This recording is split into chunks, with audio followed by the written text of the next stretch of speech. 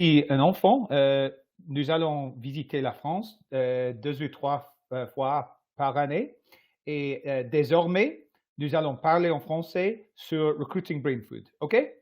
Okay, that's brilliant. So I think I got that. You basically saying you have been on holiday regularly as a kid every year to France, and you now claim to be able to speak French.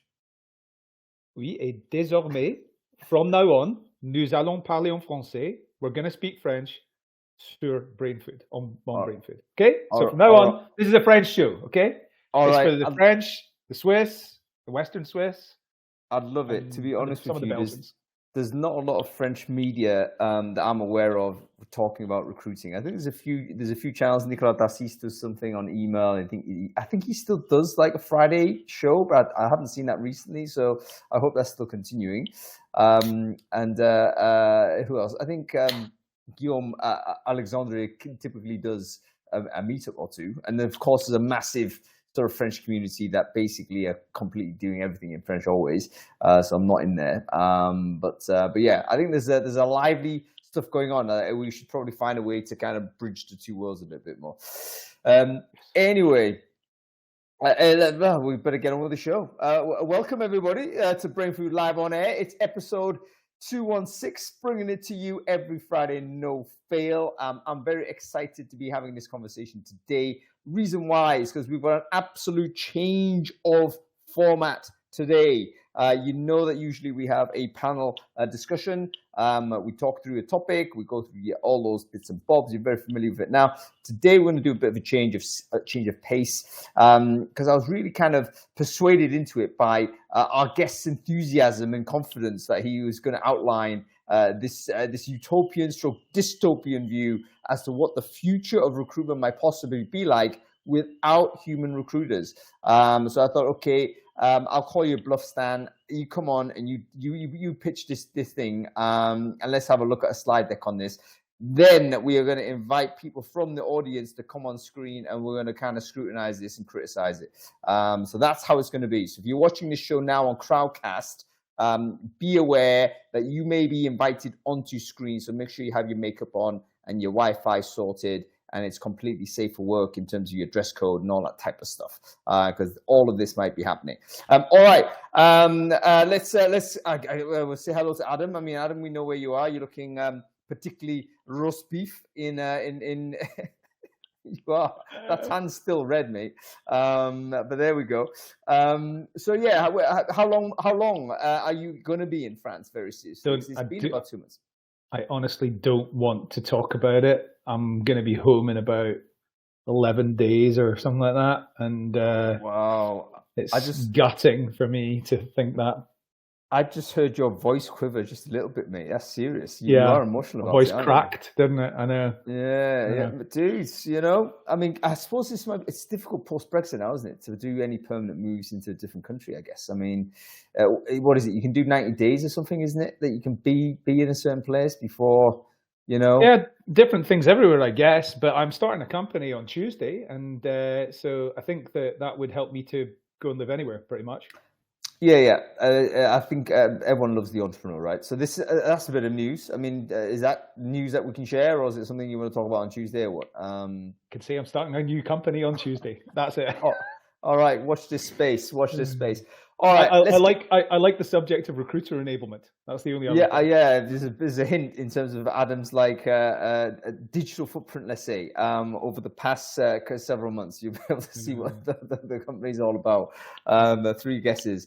Okay. Let's get on with the. Actually, no, we got to say thanks to our sponsors, don't we? No, we don't. I tell you what, I'm all over the place. The reason why I'm actually really tired. I mean, there's no excuse. But I've obviously just come back from a massive trip in Germany, and my brain is not working. So it's like everyone's going to have to help me out today. But yeah, listen, let me just try and do some sound checks. I think everyone can hear us on Crowdcast. Okay, the commenting fine there, but let me know whether the audio and video is fine for us. I actually hear Adam overly loud, so it's kind of strange that's the case, but I think it's just me. We are live streaming this in multiple places. You should be seeing this on my LinkedIn. You should be seeing it on Adam's LinkedIn. You'll be seeing it on people like Juliana Park's LinkedIn, Rob Walker's LinkedIn, Joe McCarthy's LinkedIn. So everyone is helping out broadcasting this to the universe. So if you can hear us all there, do let us know and comment whether you can hear and see us okay. Okay, a few people can say that they're hearing us fine, which is good.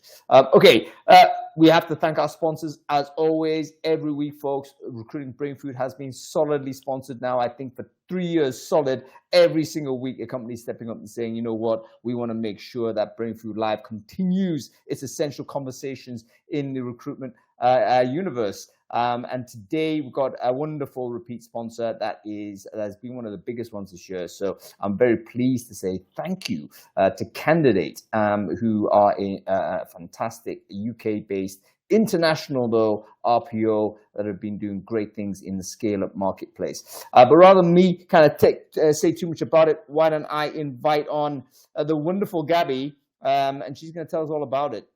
Again, on Crowdcast, I can't find who she is. But I think Gabby did commentate earlier, so let me just find her. There she is. We'll invite her to the main stage, and she can tell us all about it. And I think Gabby's in Amsterdam, which I guess is pretty similar to UK weather-wise right now, which is essentially February. You know, there's one feature of Northern Europe I think is pretty consistent. The summer has kind of instantly ended. Which is, you know, broadly disappointing. So I think your depression on your return back to Glasgow will probably not improve because you're going to come back to just grayness, mate. Anyway, there she is. Gabby, how are you doing? Yes. Hello. Can you hear me, first of all? A tech check. We can hear you very well. By the way, Gabby was panicking on WhatsApp, just texting me before, saying, "Hung, when are we going to do a tech check?" Da, da, da. Little does Gabby know. You said that. Little does Gabby know. This is Brainfood Live. We tech check on production only. Production only. It's what testing. Alex said. Alex said Dutchies, they don't like vagueness. They they just stick to what is being said. So yeah, don't blame it on me. Blame it on my nationality, I guess. Listen, it's wonderful to have you on the show. I think it's your debut as well. But why don't you tell us a little bit about Candidate? Who is Candidate? Who should care about it? How do we get in touch if we do care about it? Go ahead. Thank you so much. Hello, everyone. Sunny afternoon. Hung, thank you for having me. So yeah, as Hung just said, my name is Gabby. I'm based in rainy, slightly sunny Amsterdam at the moment. And I very much enjoy running the specialist team at Candidate. Yeah, to answer your questions, really, Hung, let me cut straight to it. Who are we and why would you love working with us? It's fairly simple. We help businesses scale their teams with better talent and faster. More specifically about the specialist team. So now that the hiring market is still up and down, August is your, let's say, not so typical hiring month. However, at the same time, businesses are still making key hires. The candidate shortage in tech still persists. So that's why we have rebooted, let's say, our specialist team. They work on individual roles. And 3 things about this that you, let's say, should remember from my short talk. 1, they have deep domain expertise.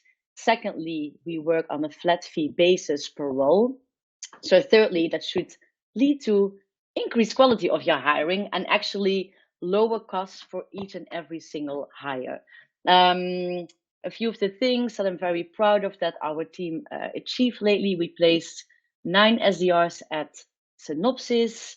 Gemini hired their VP of marketing to us, and ex-clients are getting back to us. And yeah, I guess that's the one scenario, let's say, where you love it when your exes are chasing you, right? Happens all the time, Gabby, to me. It's like, yeah, I know, Hung, but I mean, not everyone likes it. No, yeah, and really, so for everyone here, whether you are a recruiter, a hiring manager, founder, or people leader, if you're hiring now for a very tough position and where you need to get better candidates faster, please let's have a chat. and you and your team get to enjoy the summer. I'll drop my contact details now in the chat here. Thank you so much, Hung. No, you're very welcome, Gabby, and thanks so much for delivering the sponsor message there for us. Candidate.com, K is spelled with a K. If you're a company that's basically looking for recruitment support, maybe you don't have full capacity in your TA team right now, reach out to Candidate. Being really innovative and creative with their pricing, their business modeling, and whatnot, to really reflect what the demands are in the current market conditions. And they've done some great things for companies that really need to hire at pace and at budget. Okay, so Gabby, thanks so much for that. Great to see you. Stay on the show. Hopefully you enjoy the rest of the chat. We'll no doubt invite you back for another Brainfood Live at some other point, Gabby. Amazing. Thanks, Hung. Ciao. Cool. All right, let's get on with it. Did you read the newsletter, Adam? And if so, what was interesting, mate? Lots of things, as always. So let's start with Chronify's candidate expectations report. Chronify is a company that allows recruitment teams to pretty much create automated scheduling. Scheduling has got to be the worst thing in recruitment, I would expect. And so if you can automate that, great. They've got lots of data around from many thousands of candidates around what they're expecting from a recruitment process. And some of the highlights I thought were important are 40% of candidates expect to get to the interview stage no longer than 6 days after they've applied. Yeah, I don't think we move that quickly, unfortunately, in most cases. And we really need to strive to meet candidate expectations, or they just get pissed off and work out another way of making money that is not applying to your company. So that's the first one.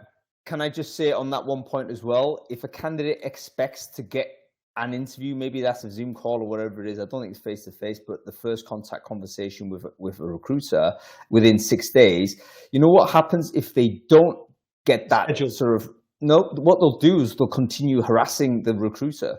So they'll actually create more work for the company that hasn't responded. I had this incident actually last week where a friend of mine posted a job. She immediately got bombarded by candidates on publicly saying, yeah, I've already applied. I've sent you a DM. I've also sent you a Slack. I've done this, this, and this. And I was like, oh my God, what a headache. Because basically a candidate, if you don't hit their expectations in terms of getting back to them, they actually might increase their activity, which is totally rational, totally understandable, but their activity then increases your work. So it's one of those where you've got to kind of nail it early, otherwise it just expands as a resource load for you and your team. Anyway. So, okay, a couple of other things in that. Responsiveness is the most important thing that candidates are looking for, and this expectation has actually been increasing over the last couple of years. And 41% have said that a lack of communication is the most frustrating part of recruitment. So come on, everybody, let's automate this. I think it's one of the things that really has to, be something we're not relying on humans to do. It's not the interview to happen within 6 days. It's they want the interview scheduled within 6 days, by the way, just to be clear on that. Yeah, you know what? I think this has got to be the moment for interview scheduling to be automated, because it's the simplest way to basically take the workload down from under-resourced TA teams. I don't think any TA team's walking around with excess capacity right now. We've been cut hard.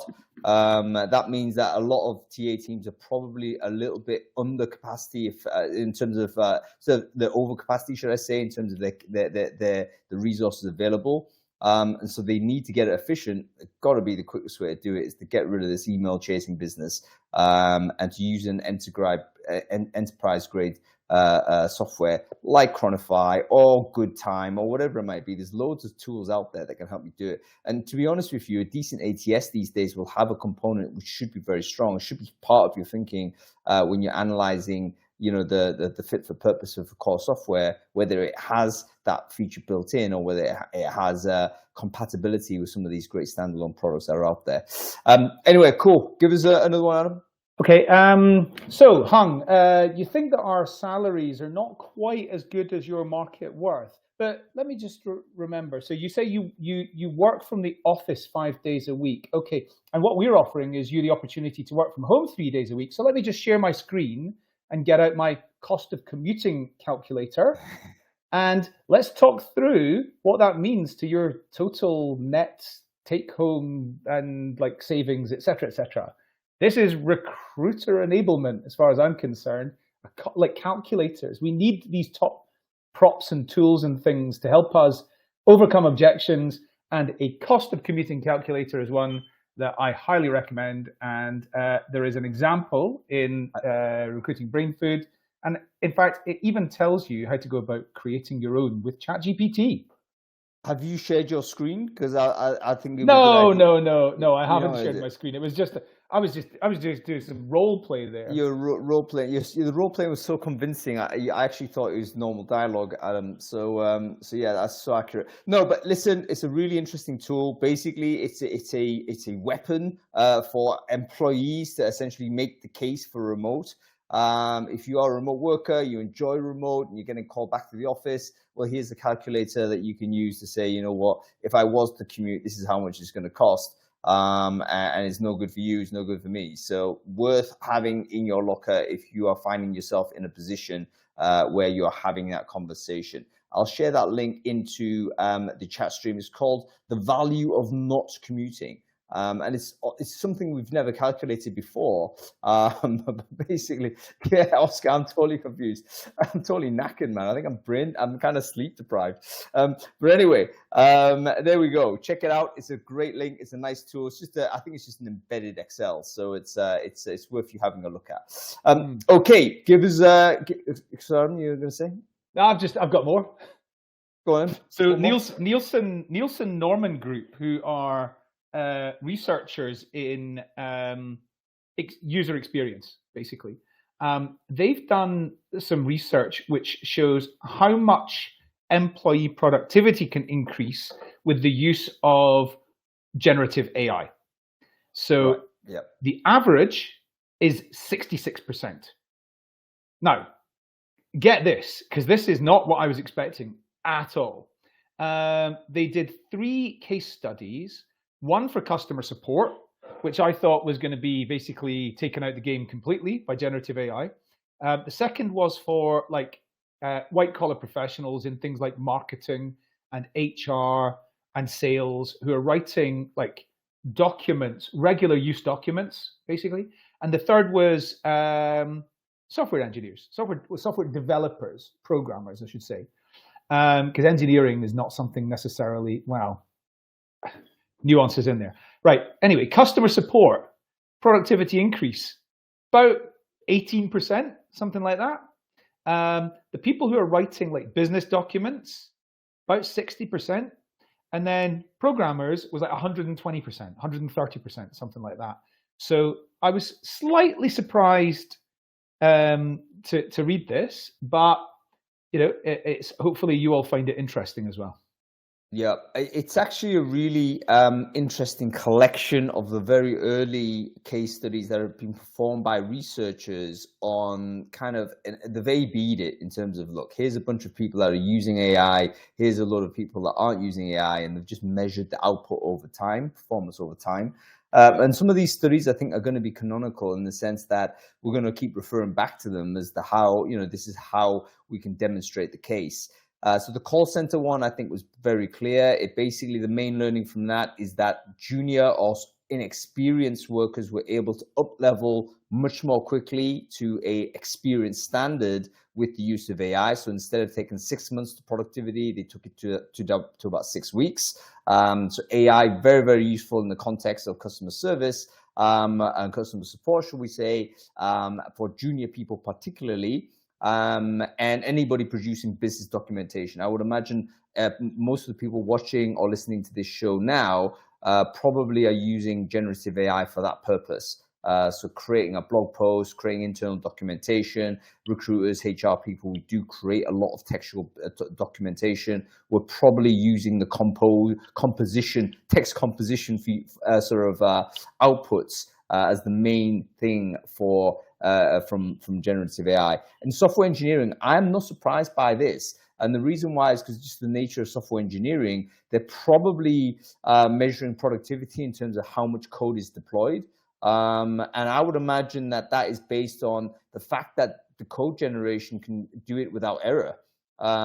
So, you know, a human being typing stuff out is typically going to basically do keyword issues. They're going to, you know, you're going to keystroke problems and all the rest of it. You're going to create code with unintentional errors in there that the AI never will. And it will also produce code at a much bigger, higher volume as well. So it doesn't surprise me that that is one of the gains. Plus, it has to be said, engineers have been one of the most fluent and early users of generative AI. So they're probably 6 to 12 months ahead of everyone in terms of how to use it. So they may, in fact, be more skilled users of AI as well. Cool. Listen, I'm conscious that everyone's getting restless here and everyone's like clamoring for Stan to come on screen. But just really quickly, one more is the New York Times demographic thing. I mean, like history tells us that the countries with the largest working age populations are the most productive and have the biggest, you know, best GDPs. I mean, go and take a look at this for like signs of doom for a lot of us who are on here. So I mean, as I think we've talked about on here quite a few times, Japan's got some serious big problems with the working age population that they've got, you know. Who's next?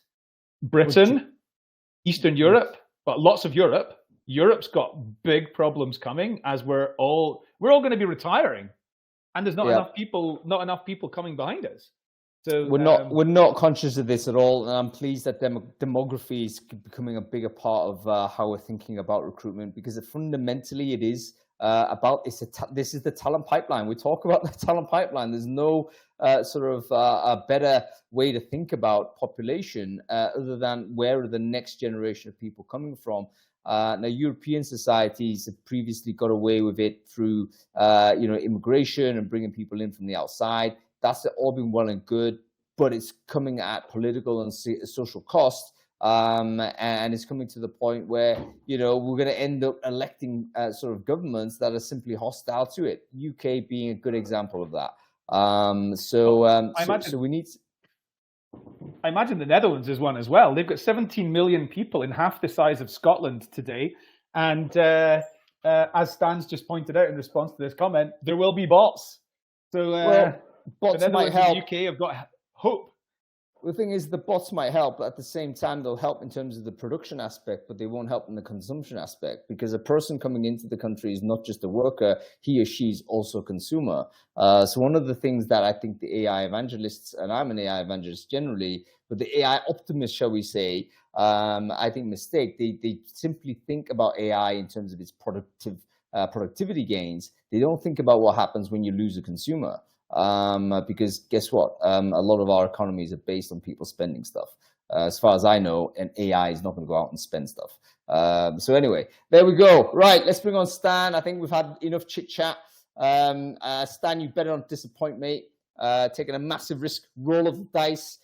Stan's going to be there. He's in a jacuzzi. He's nowhere near a computer. This will be the image. I totally expect something completely like this. I've never seen as much. Like craze for somebody coming on stage since Taylor Swift. Yes, he's like super pop. Then again, Stan is a high impact guy, so we fully expect him to be giving at least a bit of drama, if indeed he can come on. There he is. Hey, what's up? Good Lord, good to see you, Stan. Nice to see you looking well. Love the mustache, by the way. Is that a long-term thing? What's the dealio with this? I like to switch things up. I'm in the south of Spain right now, so I thought I'd let it grow. Straight out of Narcos. We'll come back. Same as Adam's beard. Adam, I remember you clean shaven as well, and I guess I gotta try to catch up with you guys. That's it. Okay, votes in the comments, folks. What do you think of Stan's facial hair? Do you want him to keep it? Should he be clean shaven? What do we think about it? I personally like it. I think it's pretty good, but you tell me, folks. Okay, Stan, why don't you quickly introduce yourself? Who are you? What it is you do?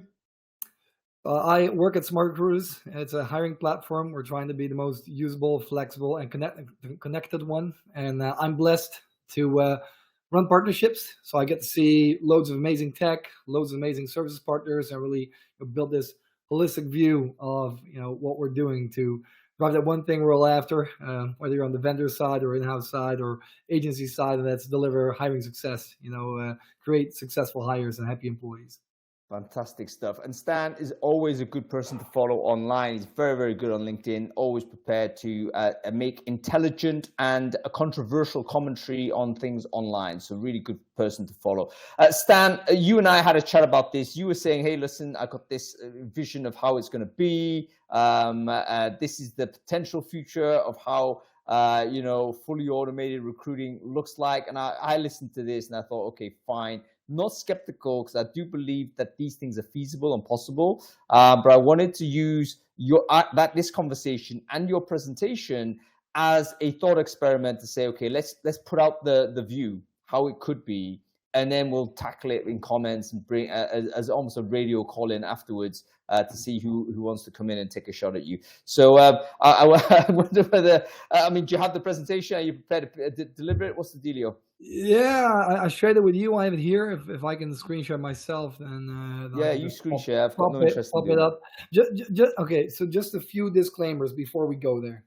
First of all, let's not get too philosophical, and definitely not about, let's not hit the economics of it. If we want to go there some other time, I think that we all will be liberated from work. But, let's not go there, because that's another 2-hour. Make the case. Basically, let's see you tell the story, Stan, and let's do that the other time. The other big thing about AI is I love technology. I've been working with it a lot. I see a lot of it. I'm going to try to open people's eyes to what's currently available. I'm not an engineer, so please don't come on screen and talk to me about the code and that sort of stuff. Someone that loves video games, has played them for 20 years and is really good at them, doesn't necessarily code a video game, right? So I'm not going to go there. Also, I don't think that many of the people making these large language models, if you listen to them carefully, themselves really know how they work at this point in time. But so let's not go there either. And with that disclaimers, with those, and views are my own. I work from we said I work for, but views are my own. All right. So let me screen share on that note. There we go. You got it. And I'll try to go into slideshow mode. Cool. Can everyone see my screen? Yes, thumbs up to Stan. Can everyone see Stan's screen? It's a picture of a guy doing lamp lighting. I cannot see thumbs up. I cannot see chat. You have to help me, hon. Oh, am I still there? Are you still there? Yeah. Yeah, brilliant. All right. Yeah. So the lamp lighter, man. Having worked in this industry for 17 years now, the current developments in generative AI and technology in general, also beyond that, just the creativity that I see from all these technology vendors across the hiring journey really makes me look at the role of the recruiter in particular, whether it's a sourcer, an interviewer, a scheduler. It really reminds me of the lamplighter a bit over a century ago, just after electricity was invented. And it took a long time. It took 60, 70 years for lamplighters to die out as a function because innovation horizons and adoption was slower. But right now they're a novelty. You only use them, exclusively. There are a few in London. I bet there will be some recruiters in the future just to see what that experience was like in the museum. But not because it's really fit for purpose. And the lamplighter obviously was bringing light to cities when the sun went under. And I think that putting people in jobs that are the right fit for them, the right fit for the employer, the right fit for their career path, the right fit for their personal ambitions and goals. I think we'll be better off handing the reins to technology. The sooner the better. I think candidates will win and employers will win. And the way I want to attack this is by walking people through some technology, but also by making this point. I can't read the chat, but I always like to put this one forward when I try to address technological changes. Does anyone have anything that stands out about this post? Maybe Adam, Hun, maybe you can tell me some things that you think stand out about this post that by Jan. Well, firstly, it got 300,000 plus impressions, which is massive, right? So he's done an amazing job of a lot of engagement. This. Yeah. Well done, our friend Jan Tegzi on this. Comments, shares. Yeah, amazing. Look, let me have a look at this. Okay, so he's defending basically no commute, the remote works, flexibility.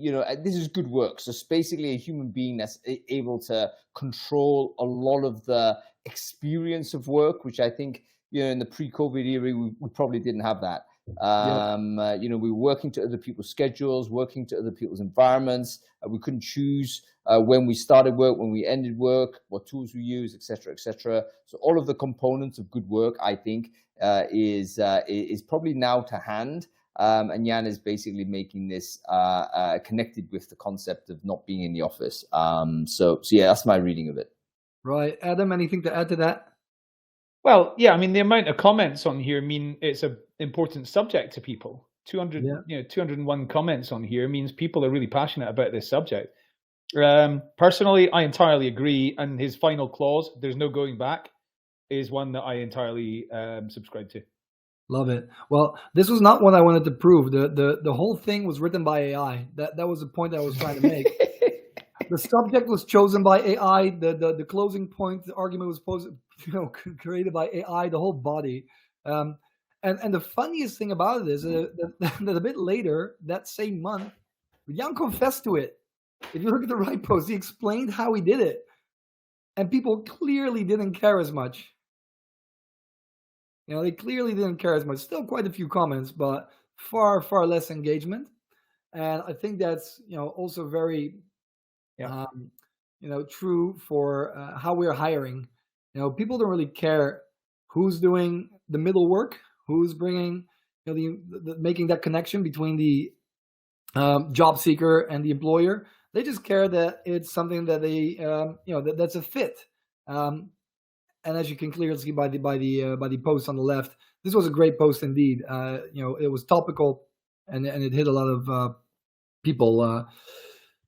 So let's take this to recruitment. And again, this is going to be a journey through the hiring journey, looking at technology. I only have one logo to share here. Also, something about these logos, I added them top of my head. In many cases, not the only one. In this case, it is. There's no other company in our industry that cares so much about forecasting than Danny Hudson's and Craig Payne's Foresight. But all the other logos, these are just good companies I believe are doing a great job in their specific category, but there can be other ones, it can be better ones. If I missed anyone, just let them know in the chat or let me know. I'd love to look at them. But anyway, for those who don't know Foresight allows you to plan your demand, who you need and where and when, up to 36 months ahead. And I love this because, like you see on the left side, I'm quoting Danny, that most pain points in TA teams stem from a lack of demand planning. But then after you know who you need, when, and where, you should also figure out, okay, where are those people? Whether you're hiring locally or into an office or especially remotely, you need to know where is the talent I'm looking for and what moves them. What do they want to get paid? That's where PayScale and OpenComp can already help you. These are existing technologies. Well, now you know who you need, when and where they are, what languages they speak, what moves them. Now you got to write some proper, job descriptions for them. Half of these companies, half of the logos you see here did not exist 2 years ago. All the top ones, really, the top five, they are brand new, and they all do an incredible job writing job descriptions. The ones below can actually also de-bias them or make them more well structured, more inclusive. Also, very relevant stuff. But what if you want to write more? What if you want to create, a blog or an article for your website, or you want to create a infographic or content you can post across social media? Adam, have you ever heard of listening bots? Listening bots, yeah. For example, when you look for content that your readers will like for Brainfood, yeah, are you using listening bots? No, but I know what you're talking about. It's basically, it's like mention, isn't it? It's like you kind of, it's stuff that spiders across the prior to the AI world, it's basically technology that would spider around looking for kind of keywords, I guess, or looking for conversations that certain people are making, and then dragging it into a file that you know the subscriber will be able to see. So yeah, I'm aware of those tools, but no, I don't use them. Yeah, so you're exactly right, and this has taken a massive flight. You know, AI is now essentially reading the web, so there isn't almost a target audience in the world. If any folks in employer branding teams are listening right now, this one's for you. There almost isn't a target audience that you're hiring for that these listing bots don't know what they care to read about. And guess what? Usually it's not your jobs. Usually it's another topic. But if you have your hiring managers or people in their teams that work in those specific areas, get topics suggested to them, which these companies can do, and then write articles or create content that they can share across social media, which these companies can generate for them, and you can determine how much of it. Some, you know, will do everything. Other people will want parts of it and then change it up a little bit. All this is possible, and it'll allow you to write incredibly targeted and engaging material for a specific audience that you probably don't know that much about, and the people within your organizations don't have the skills to write. You know, if you're an amazing bookkeeper, or you're an amazing salesperson, or an amazing name a role, you don't necessarily have to be a great writer or have the time to do it. These platforms will do it for you. I'll just add to that. If you're a tech provider, you're on here and you want to be able to offer this to your customers, then just embed SEMrush and it'll do the same thing. Exactly. Yeah. And there are more, right? I particularly like these two. They're top of mind for me. But yeah, they're also another thing. Like, most of these tools will have an OpenAI API call. Later, Inflection will come there. Bard is doing incredible things. I bet many of the people on this call are using ChatGPT. Lambda. Yeah, exactly. Meta's just made it available. Yep. Yeah. They're in this presentation further down the hiring journey. Right. Yeah. But anyway, let's continue, because I don't want to take up too much of this time for the presentation. I want to chat about these topics. Now you got the source. Now you have really good content. You have your target audience. You know who, when, where, what they want to get paid, what triggers them. Forget about building your own outreach sequences for LinkedIn and email. Forget about executing those at a certain time. Forget about matching the people or finding the people to source to, matching them based on their resume or their LinkedIn profiles with the jobs you have open. The logos on this slide will do that for you.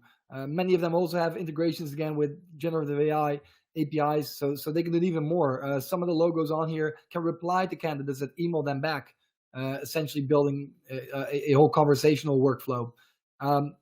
Some of them have a pay per successful conversion business model, so it's essentially free until you get a positive response, besides the base licenses that you pay. I mean, this can make the positive spin is it makes sourcers incredibly more productive, and they deliver a better quality, but it genuinely also just replaces huge loss of the sourcing team. But let's say you can't find people in your internal ATS, you can't find them on external data sources. I forgot to say, these companies can reach over 800 million verified candidates. They're outside of your ATS, but they can also look inside of it. But let's say you still haven't hit the mark, and now you can go ahead and advertise. You know, and all the logos on this slide are able to use artificial intelligence already, to make sure your recruitment advertising budget is spent in the right places, the right type of channels for the right type of role. Many people on this call know, I have a Vonk past. I'll call them out here, you know, and this is already years ago when I worked there. If you were looking for a software engineer in Germany, you would use different channels or a different combination of them than when you're looking for a software engineer in Latin America or in Asia. And these companies can create these multi-touch point campaigns essentially to make sure that you pull people through that good old talent attraction funnel. Now, the new thing besides these companies, I went too fast. And then there's conversational AI. but I almost skipped over this one because everyone knows this one. You know, the chatbots on your website, the text to apply companies, reaching out through Facebook, WeChat. if you aren't using this yet, there's really no excuse. Candidates want to be able to at least have a conversation with you instantly, and I think texting and messaging and WhatsApping and chatting is the bare minimum you can do these days. I will call out Sapia on the top right corner. These guys have developed their own proprietary AI that asks candidates 5 questions. I've tried it. It's pretty amazing. I think they have links where you can try it for free for yourself if you don't believe me. And it will not only match you with the job you're applying for, it will also always give you instant feedback. So earlier on the call, we were talking about response time to get scheduled for an interview. Candidates can start a Sapia interview 24/7 from their mobile phone, anywhere they are, for all the jobs that are managed by Sapia, and they will get instant feedback after completing that interview. And I was incredibly skeptical when I first met Barb, their founder, how this would work, if this would work. They were claiming that they had these incredible business cases where the largest employer in the Southern Hemisphere is able to hire tens of thousands of people within 24 hours. Which it's a big retailer or fast, big retailer. I didn't believe it. I tried it. It's really, really special, and I seriously has changed my mind. Have you guys tried it, Adam? Han, have you tried chatting to a hiring bot or to Sapia? Yeah, Sapia is amazing. I mean, I have to say, a very impressive person, Barbara, and it's great that basically you have an Aussie company that's really at the forefront of doing some amazing things. I mean, all of these companies on the page here are fantastic. But yeah, well done for I guess the genesis where that's from. It's not your classic Silicon Valley emergent type of product. It's come out of St. Kilda in sort of southern Australia. It's like from out of nowhere. So well done there. Hats off. And the other really interesting thing about Sapia is that they invested so much in ethical AI.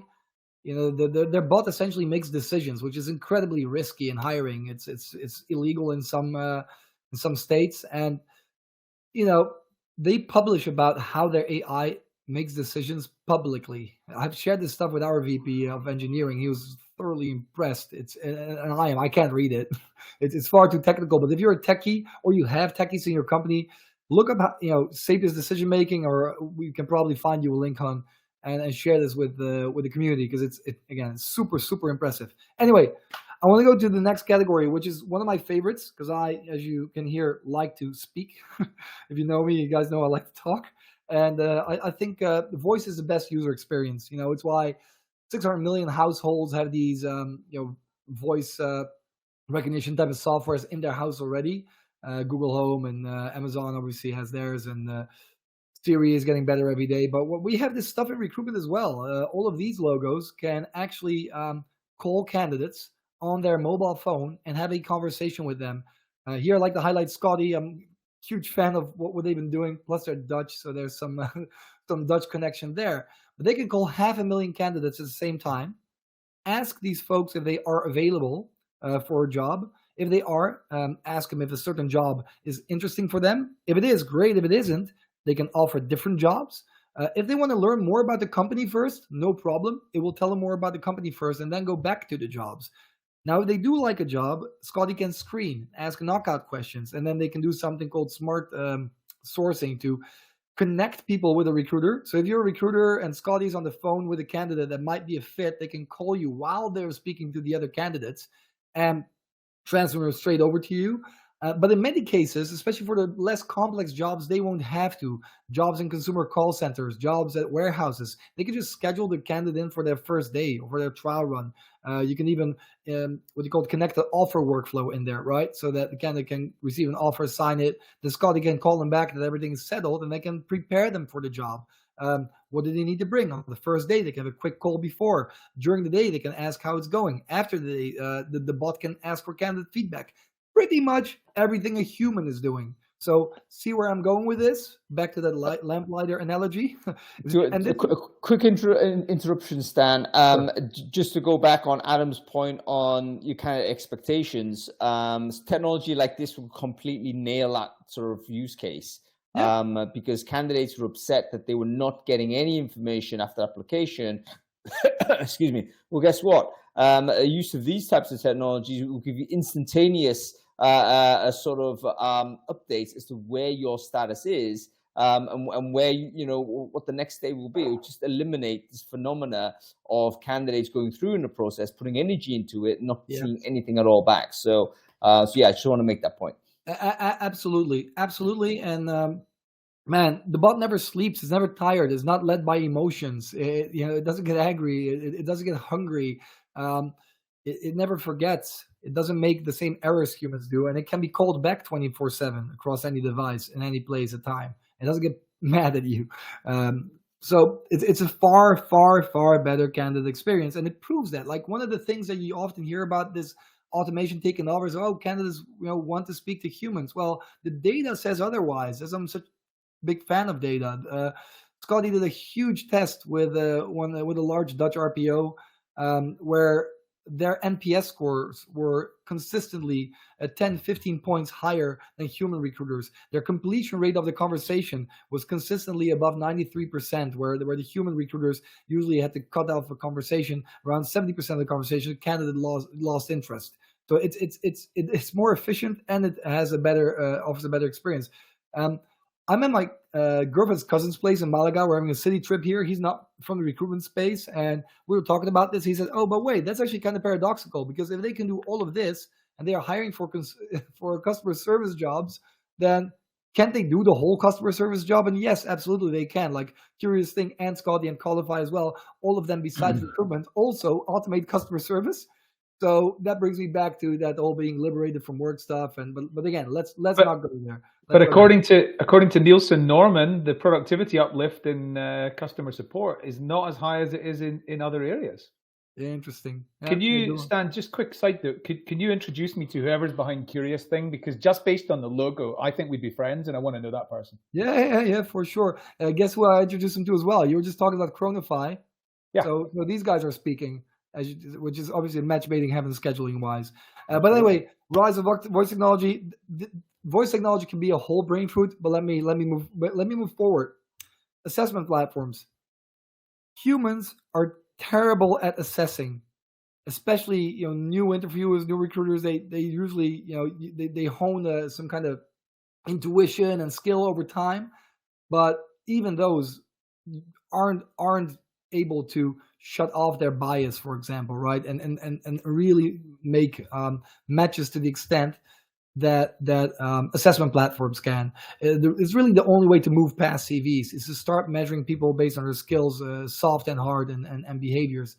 And what I love about these, especially assessment platforms like Maki, SHL, Vervo, Testgorilla, iMocha, they really allow people to build their own assessments. They have these assessments libraries. Many are now adding AI to it to recommend certain assessment combinations for certain roles, because they learn obviously about every assessment that's being made and how candidates progress in the ATS. They get the data, but also cognitively, these assessment platforms are able to understand if someone fits in a certain team very often better than a human can at this point. There's also countless case studies proving that. Caveat: usually these case studies come from these vendors. Aren't external, so there's something to be said about that. But especially, I'm a huge fan about these situal judgment tests, where you try the job before you actually do it. So both the candidate and the employer can determine fit. For coding, that's where that's most relevant. In many large scale tech companies, besides bringing the engineers in. So top of the funnel sourcing, hardcore sourcing, and advertising. Most of the skills assessments are actually done by coding platforms and then a hiring manager or experts on that team, because not many recruiters have been trained or are able, to assess if someone's a good AI engineer for Google DeepMind or something like that. So this is a huge category as well. But then one that's got a bad rep, and Han. Last year, I came on the show to talk about this with you. Do you remember the show about culture and culture matching? I do. Unfortunately not, but I'm sure it was thrilling. Yeah, it was good. I remember it. So what sticks with you, Adam? Where do you think I want to go with this one here? Well, a lot of people said that selecting people for culture is completely biased, turns into like it's anti-diversity, and all that sort of stuff, and it shouldn't be done. That's what a lot of people were saying. Yeah, exactly, and it turns out it's because people are mixing stuff like where someone was born, or religion, or ethnicity, directly with culture, which makes sense because they kind of overlap in the way that we've been raised. But what these companies have proven is that more about, are you a informal person, or do you like an informal employer, or would you like to be in a formal environment? Do you see your colleagues as friends, or are you 9 to 5, or are you 24/7? Are you remote, or are you in the office? And if you don't recruit for those type of things, that's how a lot of the mishires happen. I'm Dutch. We have two famous banks, Rabobank and ING, both orange logos, both about the same size, both with exactly the same products and services. But one is a 100-year-old cooperative farmers bank, very 9 to 5, strict suit and tie in the office, and the other is a 24/7, almost like Silicon Valley type of tech company these days. And those cultures don't mix. So you can have people in the same job, different backgrounds, but it just does not mix. And the same can be said for putting a really successful manager from Japan into a Latin American company, and vice versa. The Culture Map is a beautiful book to read about that, and to write off hiring for cultural fit, for emotional fit, as bias is really, I think, hurting hiring success. And I'm convinced that technology will prove that if you do that, you get better matches and better, longer lasting teams and happier, more productive, more successful employees. But let me not dwell on this one too long. I do like to highlight that one. Whole new category, interview intelligence. If anyone here is hiring for sales, you know what Chorus AI is, or Gong.io, these systems that transcribe, record sales conversations. Well, we've all been talking about how recruiting is marketing and sales. So the interview or sourcing in many ways is similar to a sales conversation. And these companies have emulated what those platforms do really well and bring it to recruitment, which allows interviewers, hiring teams, to provide much more structured interviews, create better practices, can remember what was being said in the interview the best way. MetaView, I love the demo that you showed on your channel, Han, where a recruiter, after a interview through MetaView is transcribed and summarized, asked the bot whether the person was fit for a startup, because the CV mainly said large corporates, and then MetaView was able to distill yes for these and these reasons. I don't remember them. For example, they were volunteering for smaller companies or something. That's impressive. The only thing that I will say about these tools is that they are really built for the status quo. They are built for thinking that there will still be a human recruiter or a human interviewer. Whereas if we get to a world where job seekers are using AI to apply and employers are using AI to qualify them, then this whole category won't make any sense anymore, because there won't be any humans. But for a long time, I think the hiring manager will exist. I think that's what's going to be their main user when all recruiters disappear. I do see a future for a while still for these platforms. And then I'm almost there, so we can still do some some grinding and some other perspectives. But onboarding, how often does it go wrong? We have incredible companies in the market that help people prepare, and then over a period of time, not just the first few days, but for example, Onboarder covers the whole employee life cycle from starting on your first day to the first month, 3 months, first year, internal mobility, but then even outplacement. But the one that really impressed me at the HR Technologies Conference a while back is a company called 50 Skills on the right, because they have a journey builder that has just an incredible UX from my perspective, but they've also put AI behind that. So AI will recommend to people that, for example, don't have much experience with building onboarding journeys, the most successful onboarding journeys that they have seen from their other hundreds of thousands of users and of experiences, which I think is a great way to work. And the other thing I loved about what they did is that they've created a library where if If you create a great onboarding journey and you want to share that with your other peers in the recruitment industry, you can just share it and people can use it, which I think is a great way of working together. But to bring this all together, what I'm predicting is that ultimately all of this stuff will be automated by creating automations between all of these technologies, auto progressions, if you will, and by integrations through centralized hiring platforms that can measure what's working, connect it all together. I got to give another shout out, I promise, to a small boutique agency that does this sort of stuff called Other. They've done some incredible stuff with our technology, also with other technologies, creating these automated hiring journeys. What I'm arguing for is that at some point they will become fully automated. And that's it for the presentation. Am I back? Yeah. You're back. Okay. There's a lot of hang on. Before we get on with it, thank you, Stan, for that presentation. Very interesting. We have a lot of people saying, please share that. Are you prepared to share the presentation? Yeah, for sure. You can have it. Please do so on the chat stream there. Folks, we always have to do this in the middle of every show. We are almost to the end of the show, so we because of the unusual format, we want to make sure we don't miss this one. So Recruiting Brainfood is here to try and make sure we continue conversations even after we come off air. So take a moment, grab your LinkedIn URL, share it in the chat stream that you see in chat Crowdcast here, and then connect with everyone else that has done the same. If you're watching this on any of the LinkedIns, Facebooks, Twitters, or wherever you're seeing the live stream, do the same. Grab your LinkedIn URL, share it into the comment thread there, and then connect with everyone else you see. I can see about 200 people or 300 people are watching this here on Crowdcast. There's going to be hundreds elsewhere. So your chances of emerging from this with, 100 plus excellent connections on LinkedIn, I think are very high. So go ahead and spend a bit of time and do that. Okay, Adam, I interrupted you. Go ahead. That's all right.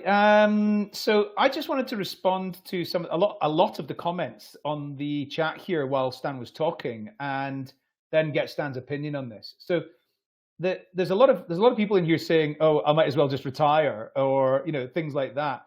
And my opinion is that talent acquisition teams are not necessarily going to be smaller as a result of all of this, but the jobs that they're doing are going to be quite different. And I think there's going to be a lot of robot managers. There's going to be a lot more people focused on things like branding and experience design and things like that. And there's going to be far less people like actually doing recruitment. No, man. Stop it, Adam. Even the jobs that you're giving as examples right now will be managed by bots. Earlier at Breakfast Live, Steve asked me, but don't you need a puppet master? Don't I believe in a puppet master that manages all those different solutions and AIs? Yes, I do. But that puppet master, guess what? Will also be an AI.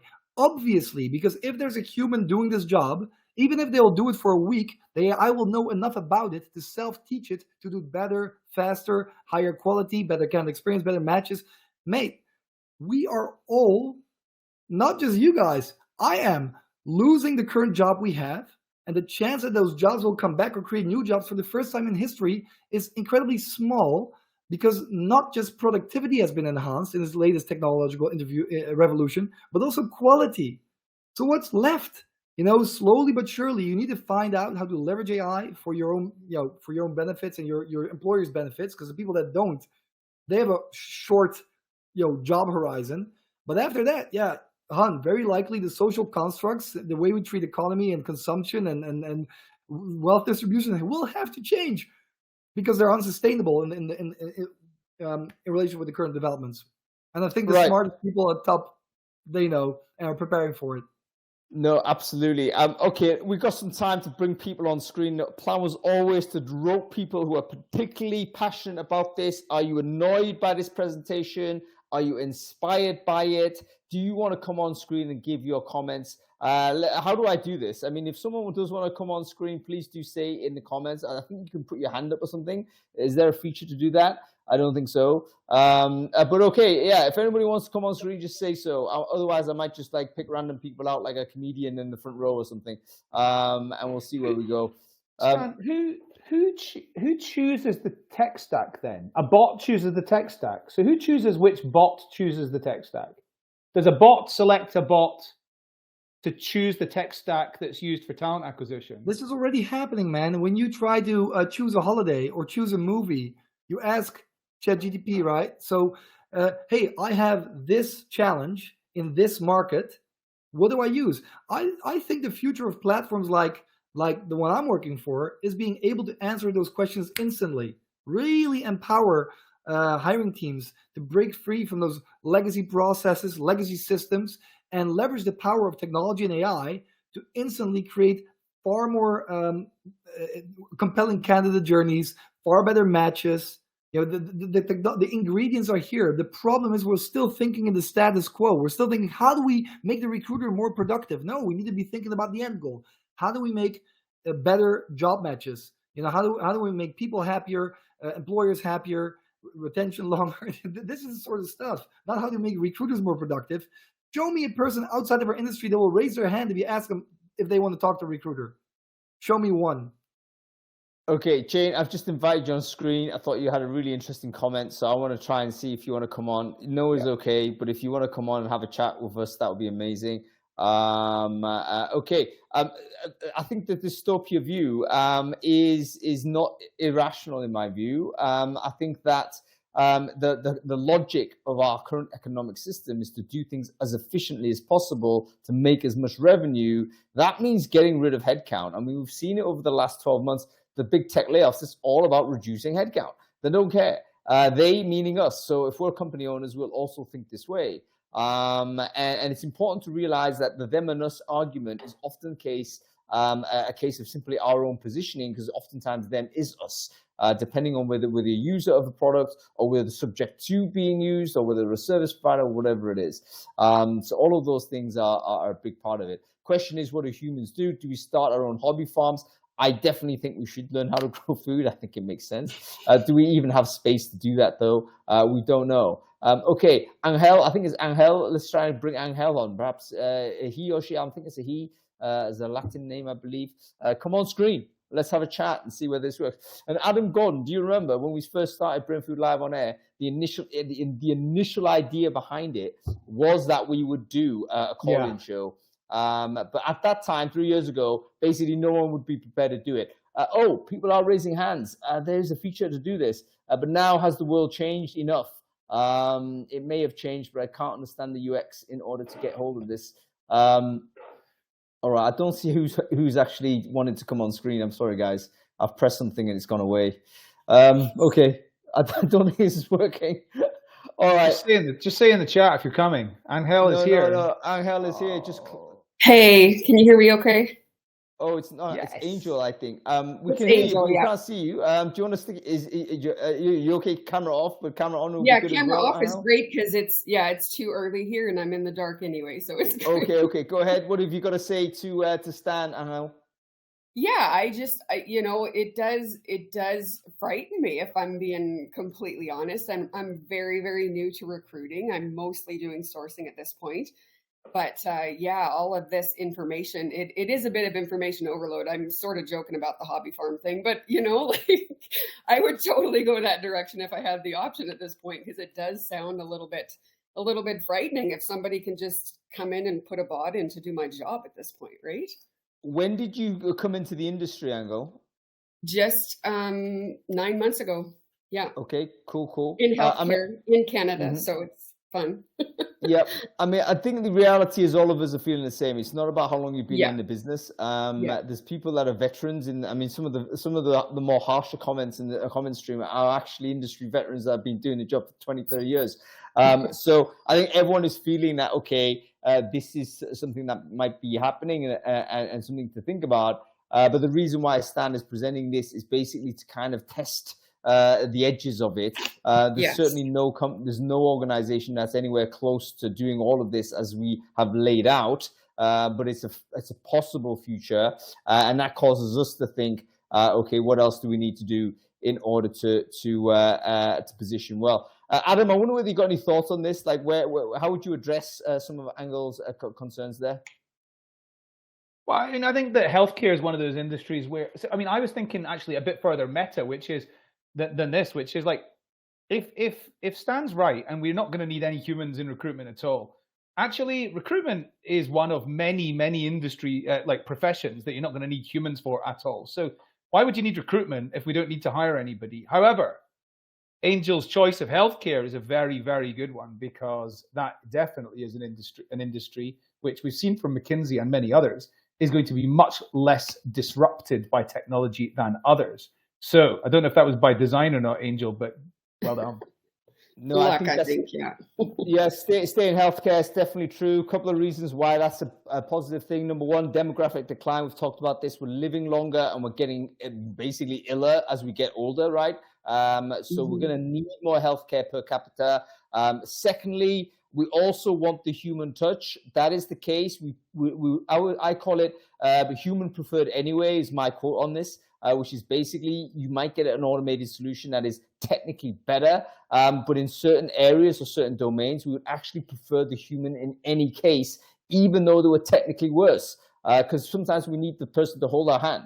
Right? We don't want the bad news to be delivered to us by a robot. We need someone to be talking to us and showing empathy. And I think that the humanness of this cannot be replaced, because the humanity is the reason. That is itself the service. I will find you that article.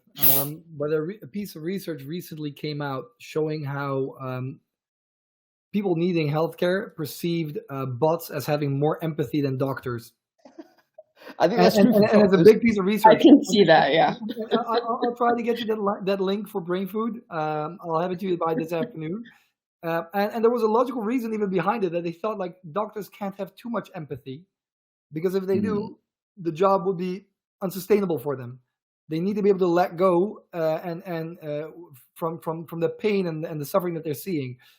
But there's another funny thing about voice and bots, because one of the things that Scotty disproved, for example, they have some data on that, is that candidates won't want to share very specific details about themselves, their current income, or their current life situation with a bot when they would with a human.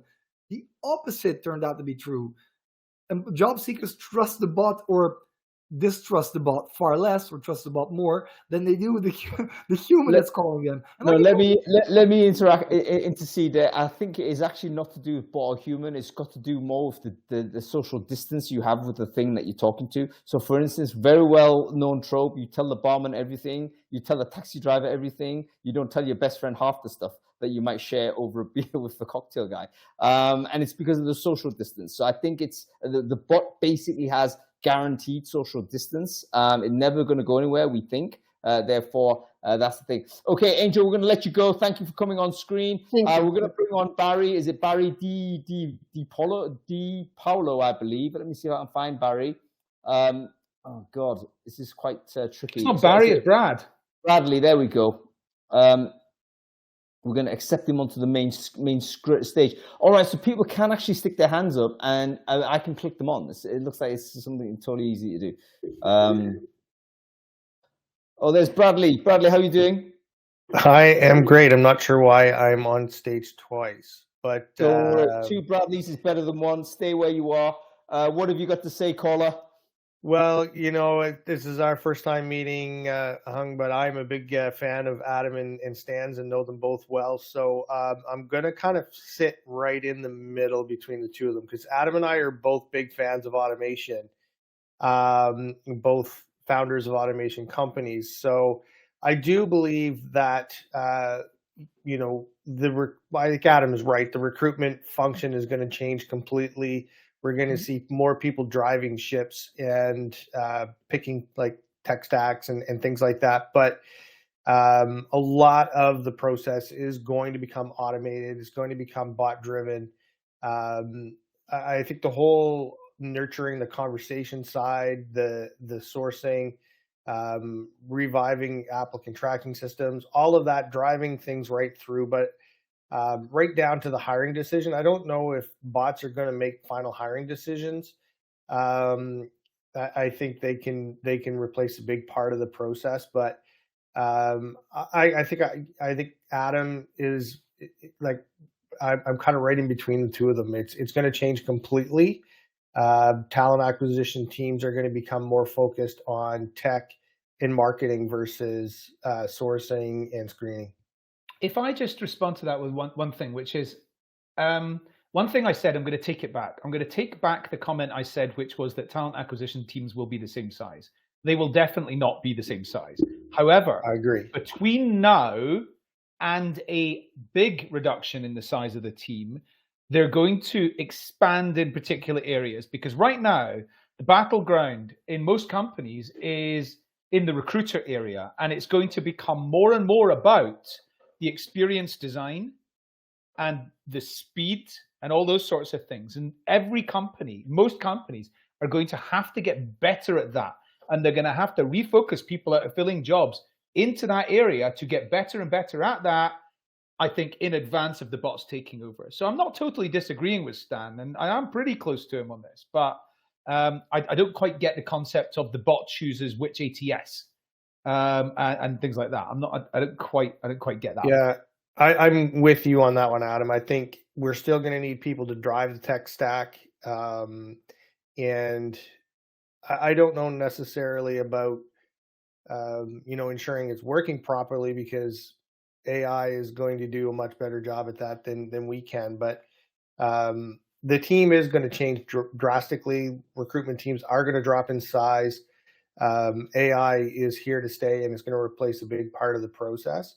So if I was in recruitment right now, I'd be focusing on learning skills like marketing, learning skills like automation, learning skills like conversational AI, and things like that. That's what I'd be focusing on if I was actually in active recruitment right now, because sourcing and screening and setting up interviews, those things are going away. They just have to. Yeah, very, very good, Bradley. Basically, we're talking about all of the interview logistics, the recruitment logistics part of it. That's got to go. I think we all kind of want it to go, but actually when we look at it, it might actually be 70% of the work. So if that is the case, what the heck else are we going to be doing? It's a thought we need to put on. Bradley, thanks for coming on to the screen. I'm going to have to move on to the next caller. We'll have to bring both the Bradleys off. Can I do it in one go? No, it disappears. Okay, cool. Is there anybody else that wants to come on and have a chat with us? This is like me with no filter. So if you want to come on and say something, go ahead. Not that easy for me to see how it works, though, because there's no hand raising. There is a hand raise, but for some reason I can't see the hand raise. Yeah, okay, no worries. Maybe that's it. We have to let it go. We're already over time. Stan, thanks so much for presenting your dystopia position on it. I think it's worthwhile maybe doing a second show of a different type, maybe with a different presenter, with a different view. That would be quite interesting to contrast and see how we go with that, because I think it is possible to make a strong case the other way as well. So yes, we'll go ahead and do that. But thanks for stepping up and basically playing that role, Stan. I'll see you soon, mate. Okay, Adam, you got to go as well, so I'll let you go. Thanks everyone for watching. We'll be back next week. What are we going to be talking about? We've actually got an amazing show for you, because we're going to be talking about LinkedIn updates. It's actually, again, a unique show. This time it is Andy Foote is going to come on and just give us a presentation on what the latest LinkedIn updates have been. We have all seen, or if you've experienced, that your view rate is sort of collapsed. The engagement rate is no longer there. Why is that the case? Well, guess what? I think we have some news as to why that is and what those changes to the mighty algorithm have been. In which case, tune into that, follow the channel, and register for the show. Make sure you see Andy talk about that as well. Okay, that's about it. I've got to go to sleep. I'll see you next week, folks. Cheers.